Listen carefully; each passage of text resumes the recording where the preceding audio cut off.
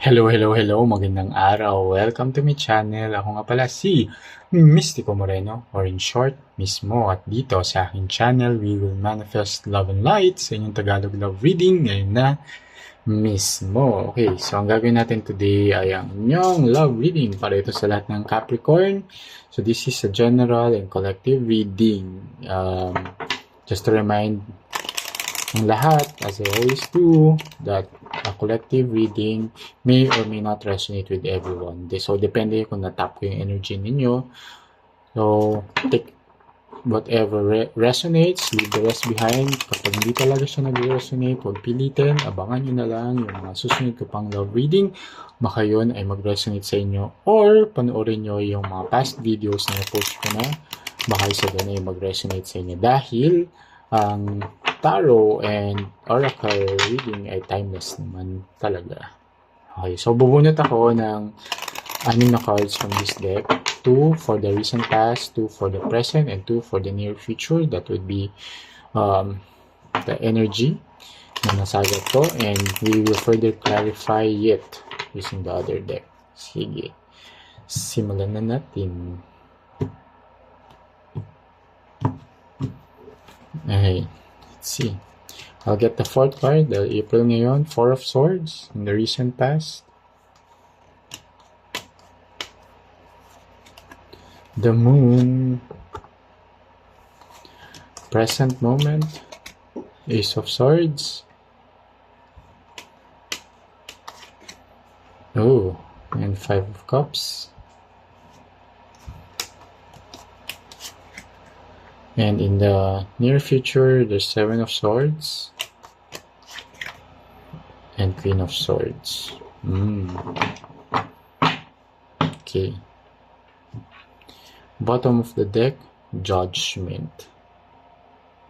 Okay.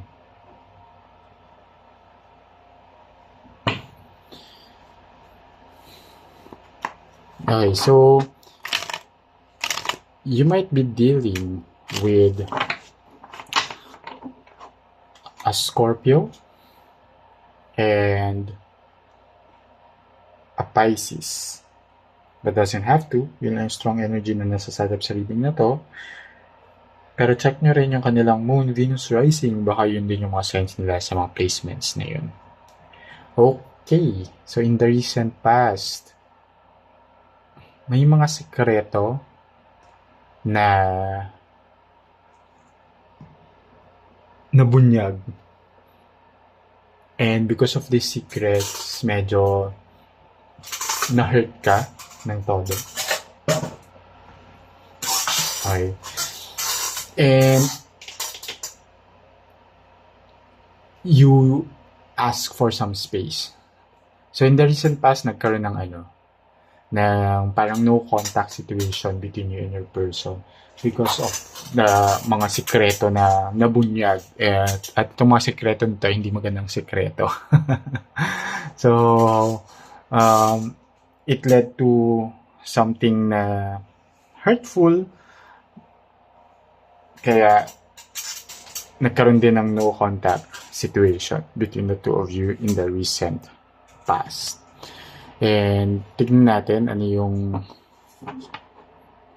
detalye dito. At habang binabalasa ko to, gusto kong i-remind ang lahat na, again, this is collective reading at binabasa ko lang ano yung mga lalabas sa cards. I don't manipulate my readings.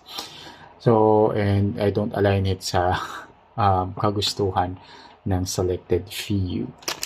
Okay, so gusto kong magpasalamat sa lahat ng Capricorn na patuloy na sumusuporta sa aking channel. Thank you so much po. Sana patuloy niyo suportahan ang Mystico Moreno channel. By liking this video, it really helps the channel grow. At sa mga bago, please subscribe na po kayo para mag-grow ang aking channel at makagawa pa ako ng maraming love readings para sa inyo. So, yep. Maraming salamat po. Sige. So, let's see.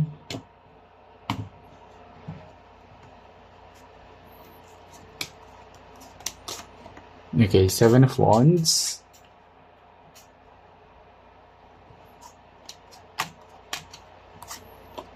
And the Hanged Woman. So, tama. So, there's a pause in the relationship. Kaya at the moment, no, sorry, in the recent past, in no contact kayong dalawa. Okay? And with the seven of wands here na mas because of yung mga secrets na na-reveal and na-hurt ka and then nag-ask ka ng space. So at the moment, on pause ang relationship. Meron pang uncertainty at the recent past. And pero na-overcome mo yung mga challenges na yon and mas naging firm ka na sa mga boundaries mo because of what happened. Okay? At the present moment, na-break yung no contact. So, nag-usap kayo, pero I can see here na nag-decide ka na to let this relationship go. With the Five of Cups, I can sense here na you ended the relationship because hindi mo na, parang dahil nga mas tumaas din yung boundaries mo, parang naging non-negotiable na sa'yo yung mga sekretong na-reveal. Okay? And some more with the Five of Cups, you felt sad. And yung person mo, there's a lot of regret din naman sa end niya. Okay? Pero that's a decision na nangyari. Pinili niyang isikreto yung mga dapat sinasabi niya sa'yo tapos nalaman mo pa. Okay? And yung nakakuha ko pa dito is nalaman mo pa nga siya sa ibang tao or sa ibang pangyayari. Like maybe there's an event tapos ngayon dun siya na-reveal. So may alam mo yun, parang for you, better sana kung nanggaling na lang sa kanya at inamin na lang na sa'yo. Pero, sige, tignan pa natin yung detalye. Reading natin.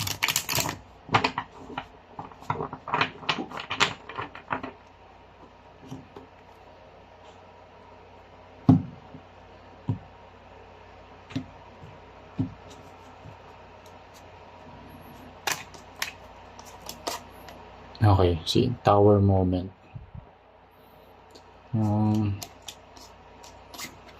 And Page of Swords. So yeah, nagkaroon din talaga ng Tower moment or there's a shift, an ending. And you initiated naman the ending. Ikaw na rin yung umayaw. And with the Page of Swords here na nakita mo kasi nga na hindi rin kaya nung tao na magpakatotoo, maging open sa'yo.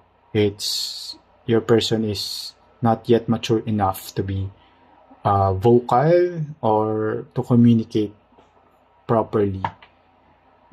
So, na-feel mo na parang, ikaw kaya mo makapag-communicate pero may felt na medyo unfair din yung nangyari na ang dami yung mga tinatagong sekreto sa'yo. And the Page of Swords even really hiding, generally hiding feelings, but also it's a way of keeping secrets. Okay, but yeah, there's a Tower moment, may change na nangyari, there's a shift, may enlightenment na naganap sa end mo and umayaw ka na sa relationship. In the near future then, mas magkakaroon pa ng clarity yung mga bagay-bagay with the Queen of Swords, which is a card of clarity, of having wisdom and knowledge yung sa mga naging kaganapan at in the recent past. Diba? At pati, syempre, pag sa near future, pag tumuntong ka na dito, recent past na rin tong present mo eh. So, magkakaroon ka ng better understanding that you were really deceived. Because Seven of Swords is a card of deception, a card of manipulation, and also a card of dishonesty. So, yun. So, yung mga secrets na yun is intended siya para, diba, to keep you, 'di ba, unaware of what's going really happening. Pero in the near future, ma-realize mo na, okay, you were deceived, naloko ka, namanipula ka. And, sige, clarify natin yung detalye.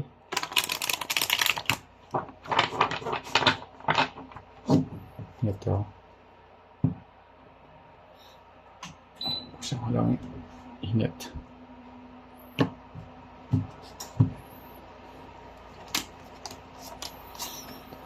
Okay. And okay. With the Six of Pentacles, magpapasalamat ka pa na nag-decide ka to let this relationship go. And with the Knight of Swords here na ayun, yung mas magiging assertive ka pa sa near future when it comes to yung mga bagay na dapat properly nire-reciprocate, properly alam mo yun, binibigay sa'yo ng buong buo. Okay? Like the truth. So, ayun. And then, bottom of the deck, see, the Emperor and Judgment pa. So, you will be firm, you will papanindigan mo yung mga decision mo, and again, Judgment is a final decision, making the right choice, and that's what you don't see coming. At the moment, parang biglang, napapaisip ka pa na, tama ba yung decision na ginawa ko?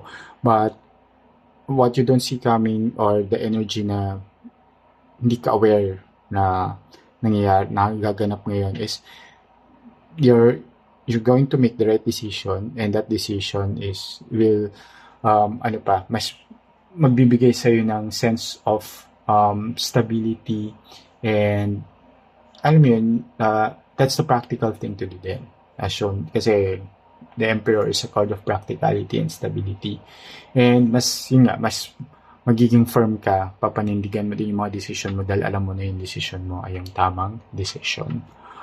Okay. So, sana nakatulong itong reading na to. Abangan nyo na lang yung mga susunod ko pang love reading dito lang sa aking channel. Ako nga pala si Mystico Moreno, or in short, mismo, kita-kits. Ingat!